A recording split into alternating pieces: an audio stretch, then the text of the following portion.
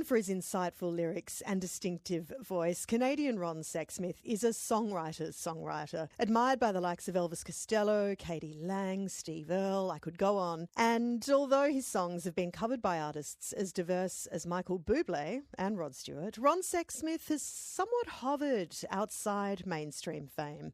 It's been 11 years since Ron Sexsmith last hit our shores, so fans, turn up your wireless because he's heading our way next year.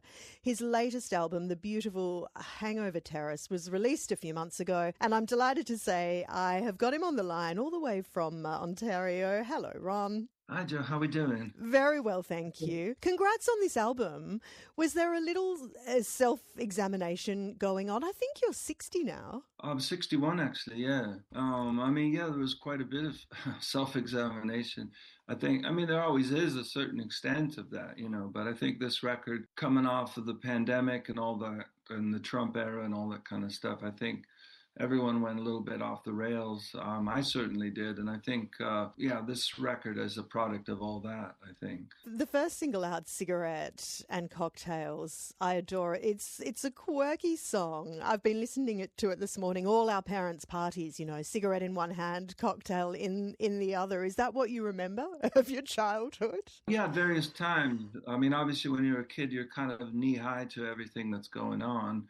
And you just hear the adult laughter, and there was a lot of boozing going. There still is, I guess, but back then it seemed to go hand in hand with cigarettes, and I just found it fascinating. I found it exotic, and it's kind of pining for those days, even though obviously it wasn't not the healthiest of days. Not the healthiest thing to do. But what is healthy? You could do everything right and still get run over by a bus, And I like to bum smokes off people. I've never been hooked on cigarettes or anything. And, obviously they're not good for you, and drinking isn't good for you, but we all have a vice. We all have a vice. Whatever gets you through the night is all right, I guess, is what John Lennon said, This is true. And that is a very catchy song, but some of the other tunes have got more of a melancholic hue, and one opens with "Some friends should come with an expiry date." Are you sort of reflecting on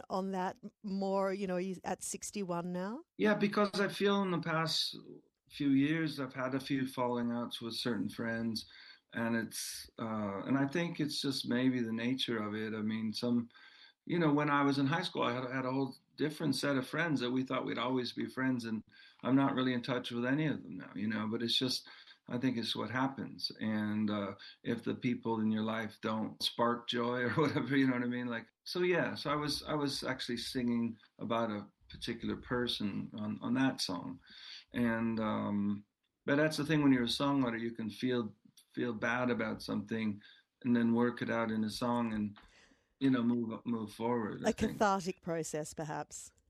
Yes. I'm speaking to Ron Sexsmith. He is coming to town next year. His latest album, Hangover Terrace, released in August a few months ago.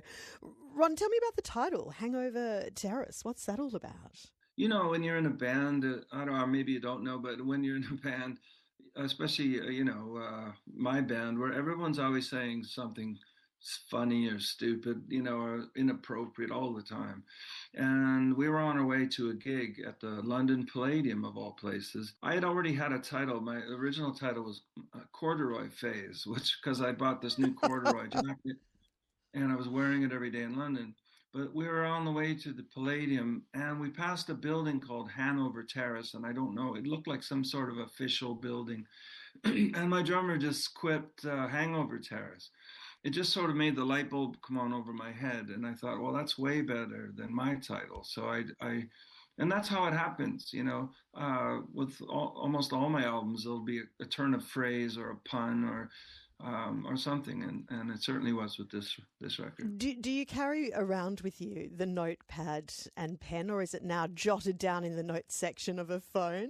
I don't even have a phone, So I still have a landline, but I don't have a cell phone. So a lot of this stuff, I have to make mental notes of, when I was a courier, delivering packages. When I was starting out, I had a notebook that I'd scribble lyrical ideas, but now I have to kind of either bring some sort of paper with me to scribble down on in a coffee shop. But you know, generally when I have an idea, I try to commit it to memory, and when it gets past a certain point, I can go on my laptop here and I have a lyric folder, you know, to jot down lyrics. But it's still the same process. It's just you know, it's a little upgraded, I guess. You know. More on the phone, no phone. I mean, you're going on this ginormous tour next year. I can Yeah. absolutely see the appeal of not having a phone. In fact, if I could throw mine out the window, I feel like I would half the time.